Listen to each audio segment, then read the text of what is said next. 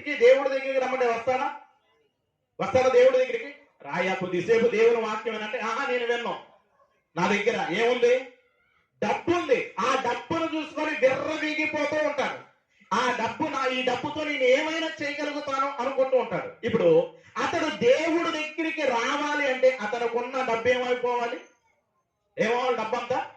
ఆ డబ్బంతా పోయిందనుకో, అప్పుడు ఎవరి దగ్గరికి వస్తాడు? దేవుడి దగ్గరికి వస్తాడు. మరొక క్యారెక్టర్ ఉంది. ఎవరు? బలం ఉన్నంతసేపు దేవుడి దగ్గరికి రమ్మంటే రారు. రండి కొద్దిసేపు దేవుని మాటలు వినండి, మీ బ్రతుకును మార్చుకోండి అంటే మాట వినరు. ఇప్పుడు ఇతనికి ఏమి రావాలి? ఏదో ఒక జబ్బు వస్తే ఏముండదు? డబ్బు ఉండదు. ఇప్పుడు డబ్బు లేదు కాబట్టి, రోగం వచ్చింది కాబట్టి ఎవరి దగ్గరికి వస్తారు?